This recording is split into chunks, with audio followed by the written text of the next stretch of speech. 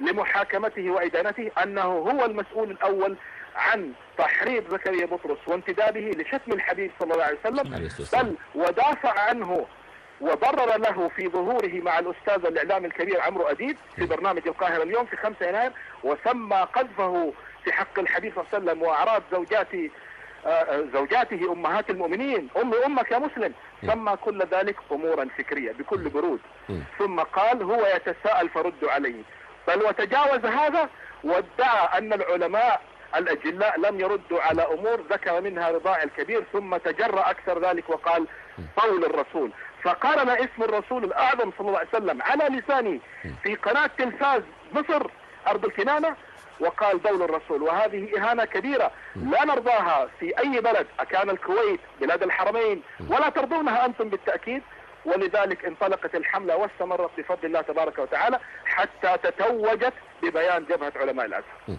هو احنا كان تساؤلنا استاذ عصام او دكتور عصام فيما يتعلق بموضوع جبهه علماء الازهر وانتقالها الكويت، كان تساؤل يعني جغرافي وليس تساؤل. احنا كنا بنتساءل ليه يعني الجبهه كانت موجوده في مصر وكان في بعض الاحداث اللي مذكوره في البيان يعني حدثت في اثناء وجود الجبهه في مصر لم نشاهد مثل هذا البيان. الوحده العربيه والاسلاميه ولا ايه؟ نعم. فاحنا كلنا جسد واحد ان شاء الله. صحيح. الان صحيح. قرآننا يعتدى عليه. وشخص حبيبنا صلى الله عليه وسلم يعتدى عليه، يعني القمص مرقس عزيز في الولايات المتحدة كائن كنيسة المعلقة سابقا الذي اعترف عليه القمص ايضا صليب متى سويرس. نعم، صليب متى سويرس انه هو الاب يوتا، الاب يوتا الذي عمل فيلم فتنة محمد صلى الله عليه وسلم وقذف فيه الرسول صلى الله عليه وسلم، وهو الذي كان يكتب المقالات، بل وهو الذي هددنا منذ 1.5 سنة أنه سوف يأتي بما هو أسوأ من رسوم الدنمارك، وقال على لسان الأبيوتا الذي هو الكاهن مرقس عزيز الذي لم يشلحه شنودة، الذي قال لو أي كاهن زوج أي أحد مطلق قط زواج ثاني أنا أشلحه. طيب ما تقول أنا أشلح مرقس عزيز، طيب ما تقول أنا أشلح السبابين للرسول، ولا أقبل أنا أشلح زكريا بطرس. سكت عنهم، وسكوته عن كل هذا وما هو أكثر من هذا هو علامة الرضا. مرقس عزيز قال أنا أعد لمجلة رسوم ساخرة، مجلة انتبه مو رسوم كاريكاتيرية، كلها عن محمد صلى الله عليه وسلم، وأنا أريد الآن أن أفجر مفاجأة من العيار الثقيل على رأس الصامتين. لقد صدرت المجلة يا أستاذ وعندي وكل وسائل الإعلام، والكنيسة المصرية إذا كانت مهتمة وحريصة، كنيسة بابا شنودة حريصة على الأمن والسلم، المجلة عندي والأدلة قائمة، وقد أصدروها بالولايات المتحدة مع الصهاينة ومع الأمريكان، وهو من سعى سعيه إليه. كيف يبقى هذا في كرسيه وقد أيضا قاد مظاهرة شتم فيها الرئيس المصري، فخامة الرئيس المصري، واعتدى عليه وقال له يا تتلم يا تختشي أو حيكون مصيرك زي مصير السادات. كل هذا يحصل والكنيسة تغض الطرف. لا يا أستاذ، أنتم أهل عزة وكرامة ولا تنقصون عنا عزة وكرامة في أرض الكنانة. والله لا نرضى بهذا في أي بلد ولا في أي قطر، ولا نرضى بهذا. رسول الله صلى الله عليه وسلم خط أحمر، فلتنتبه الكنيسة ولتستيقظ. أستاذ عصام مدير مركز جديدات الدعوة، بنشكر حضرتك على هذه المداخلة ونتمنى لك التوفيق يا رب في مسيرتك الدعوية بإذن الله. شكرا لحضرتك.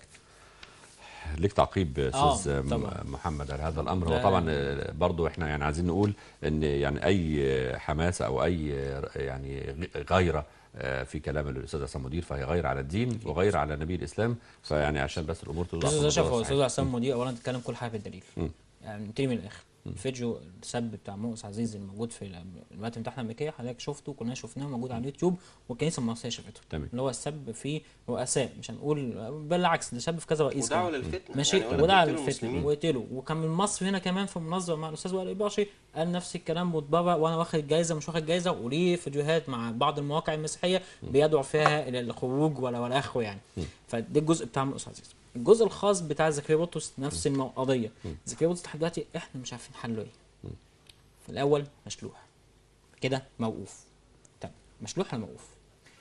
الكارثه الثانيه لما طلع الانبا شنودة طلع مع الاستاذ عمرو اديب، وده بقى اللي حرك مشاعر المسلمين نفسهم لما يلاقوا واحد من رموز الدوله، من رموز الوحده الوطنيه في مصر يقول ما ترد عليه.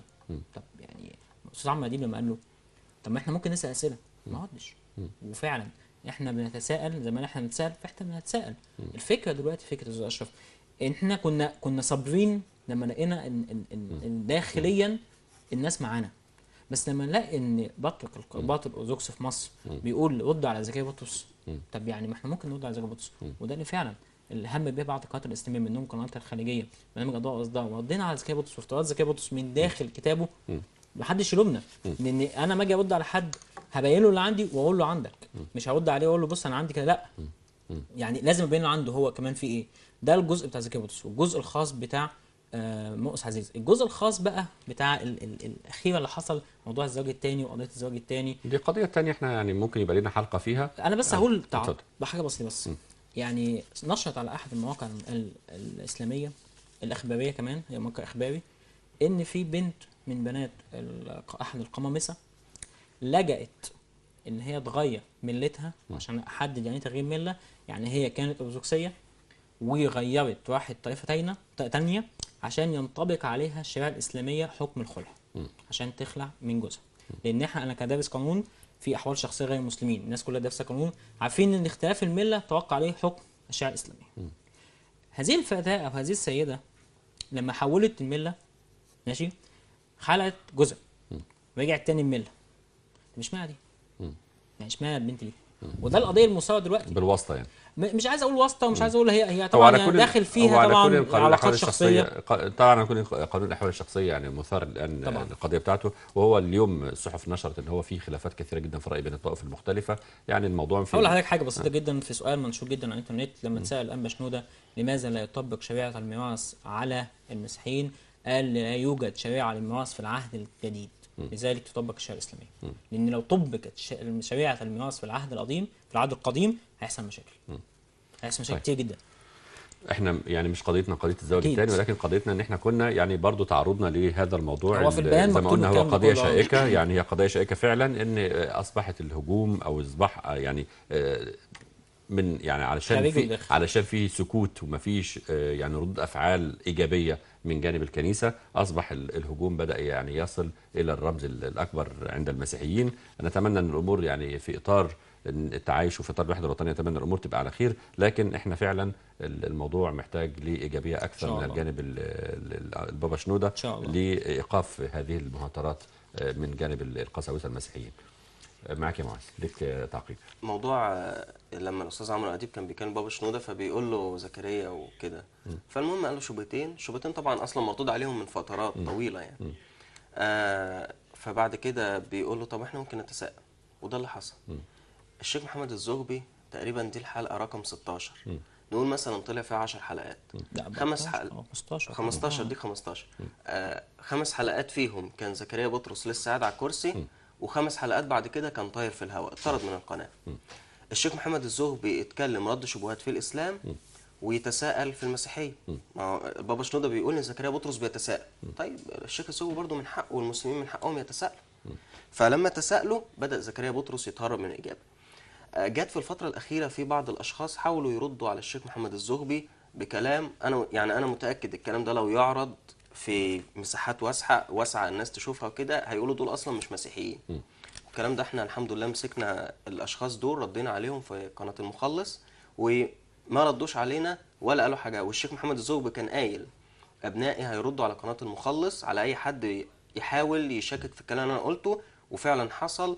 النهارده تقريبا او امبارح نزلت 3 حلقه من حلقات قناه المخلص، ومحدش رد على الكلام اللي احنا بنقوله في ردنا على اللي ردوا على الشيخ محمد الزغبي.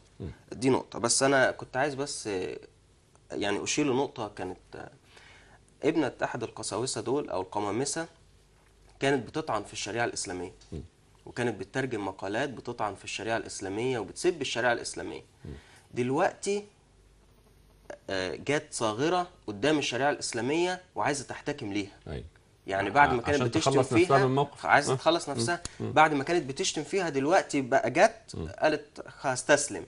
فانا معلش غيرت تقريبا للطائفه المعمدانيه، والكلام ده موجود على موقع المرصد الاسلامي. كان الاستاذ خالد المصري برضو نشره بالصور بالاسماء بالصور بكل حاجه. حكم تغيير الطائفه وحكم المحكمه بالطلاق. وللاسف ما سمعناش رد منهم ولا سمعنا تعليق منها ولا من والدها.